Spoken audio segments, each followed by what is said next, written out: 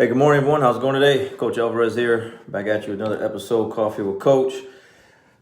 Bringing those mental vitamins to you this morning. Hope everyone's up, making some moves, got the mind in the right place, but if not, let's help get it in the right place. So, got a lot of things to get done today.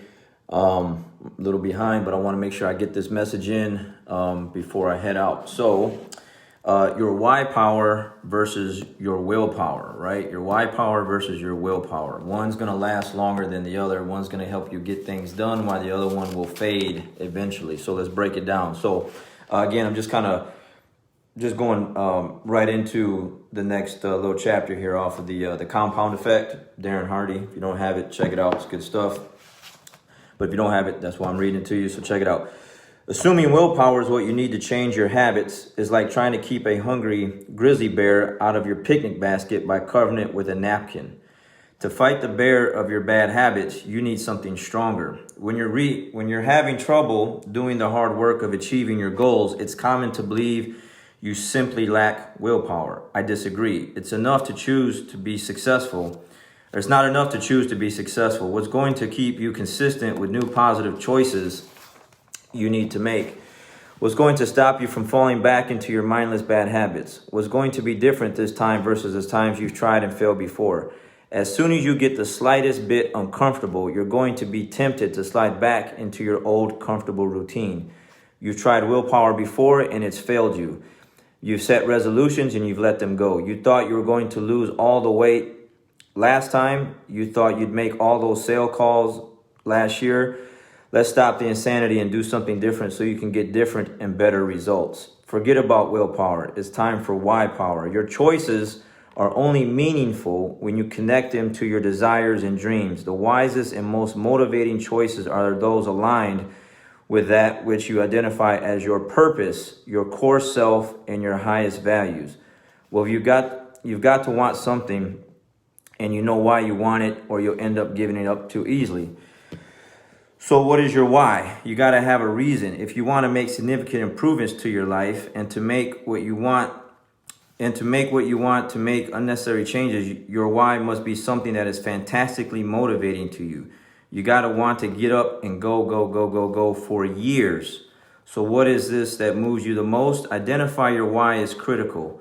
What motivates you is the ignition to your passion, the source of your enthusiasm, and the fuel of your persistence. This is so important that I made it the focus of another book. He's got another one called Living Your Best Year Ever. The power of your why is what gets you to stick through the grueling, mundane, and laborious. All the hows will be meaningless until your whys are powerful enough. Until you've set your desire and motivation in place, you'll abandon any new path you seek to better your life. If your why power, your desire isn't great enough, if the fortitude of your commitment isn't powerful enough, you'll end up like every other person who makes a New Year's resolution and gives up too quickly and reverts to sleepwalking through poor choices. And then he just goes on and gives these other examples. So, you have to have a why. Like, you have to connect your why to like everything else, and that's what gets you up moving every day. The willpower is like you get people that set goals like I want to lose weight for I got this wedding coming up, or I got this beach vacation coming up in a month. So I just hear this stuff a lot. Like, you get people like, well, I'm gonna change my eating habits for like the next 30 days so I can look better in my swimsuit, or look better in my dress. But then what happens? As soon as the wedding's over, as soon as the beach vacation's over, you go back, resort to, the things you're doing before, then you're back to just doing the same old stuff. It's like, why not? Like, those aren't really whys. Those aren't good whys. Those are just something temporary, something to just fix something for a moment. But why not do it for something better? Like, well, I'm going to change my eating habits because I want to live longer. I want to see my kids grow up. I don't want to have a heart attack. I don't want to have diabetes. I don't want to take all this medication that I don't need to take because I just choose to eat poorly every day. And now I have, hundreds of dollars of medical bills because, I'm taking all this medication, so on and so forth. So there's just so many things you can put into like you have a goal, like a short-term goal, and it really isn't like a real why. It's just something just kind of temporary, or connect it to something that's much bigger and better, to where when it does get mundane and laborious and like just like I do the same thing every day, man. Like it's the same thing every day. But I listen to the Jocko thing, like the Sisyphus, pushing the rock, and it's like, man, every day it's like the same routine. But if I don't do that same routine, I start falling backwards, and I'm just gonna create bad habits. I want to keep my good habits, but in order to keep those good habits, I got to keep doing the same thing over and over and over and over again. But like I've mentioned in other videos, I have a lot of whys. I got my family, I got my dogs, I got my business, I got my students. Like there's a lot of people that rely on my academy to be there. Yeah, they could go to another academy, but not all academies are the same. No disrespect to any other academy, but I know that my academy provides things for the kids that we have in there and for the adults that we have in there. So if I start creating bad habits, my why isn't strong enough. I just using just the willpower, that eventually fade, and everything crumbles and starts coming down. And then that has a huge ripple effect into like everyone else that is a part of a part of our team.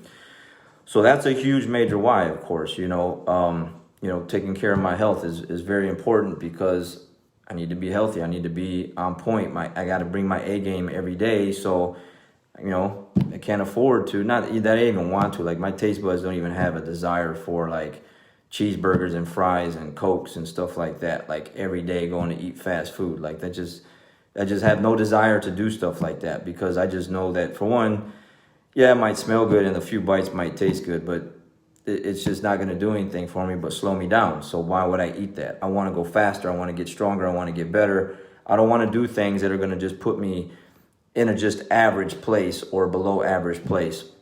So my whys just continue to make me eat every day the healthier foods, drink the water that I drink, like get the training, like I'm getting ready to go hit the weights, get some squats in, before practice starts, that kind of thing. And it's just the same routine every single day, every week. Some things here and there change up a little bit, but I got to get things done, because my why, if I want to keep the things I have, I got to keep pushing forward and keep trying to do things better than I did before. The second I get complacent, especially after reading all this stuff and listening to what I listen to every day, it's scary. It's a scary thought to be like, man, the second I feel tired, which I do quite a bit, training gets tough, weeks get long, that comes up, and you want to rest. And sometimes you do need to just get a little nap in here and there, but to just rest completely and stop, then everything else stops and everything starts falling apart. So it's a scary thing to be complacent. It's scary to be average. It's scary to just, like, I don't want to get out of shape. It's scary to gain weight because I'm eating bad, because I know that I might have to, be like so many people where I have to see the doctor, and the doctor says, hey, look, if you don't do something about your health and the way you eat and don't exercise, you're not going to live much longer, So all of these things, there's just so many different variables, different whys, to where it's like, as soon as I just start feeling lazy, man, like I got to snap out of it and get back to work, because I just can't afford to just be average, just do average people stuff, do average things, because I don't have average things around me. I don't have average people around me. So in order for me to stay in those categories and keep doing those things, it's the same push, if not harder, every single day.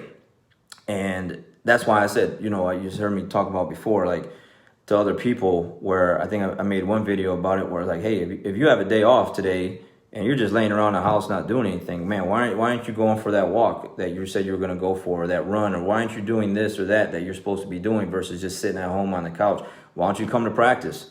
Why don't you come and train and get a good workout in, be around good people, and improve your health today, versus just sitting around the couch just doing nothing because you have the day off. A day off for me gives me more time to do things that I normally don't get a chance to do when I'm really busy.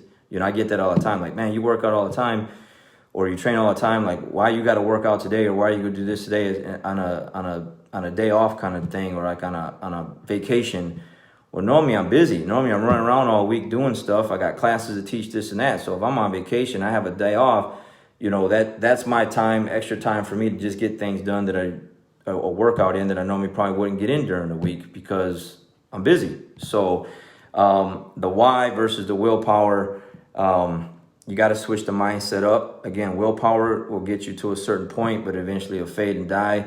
The why, it just does not, because it's just there in front of your face every single day. Like I said, you know, I got the things behind me up on the wall, put stuff up on your mirror, put stuff in your locker, put stuff at your workspace, in your cubicle, wherever, you know, put your whys up there to remind you when things are starting to get, you know, a little tough, to be like, yeah, okay, yeah, that's, I got to keep going because of that person, or because of this, or because of that, or because if you don't have like haters, even, like I've taught about that before, like, man, like the second, there's that one quote I read, like, you know, the second I feel like I want to rest or take it easy, it's like I forgot that I got people to piss off with greatness today because they don't want to see you succeed. So there's a why. Like, there's so many whys. Like, why aren't you getting things done that you should be getting things done? Because you're just kind of in a rut, down and out. And then take a step back, detach, like Jocko says, and see where that's getting you.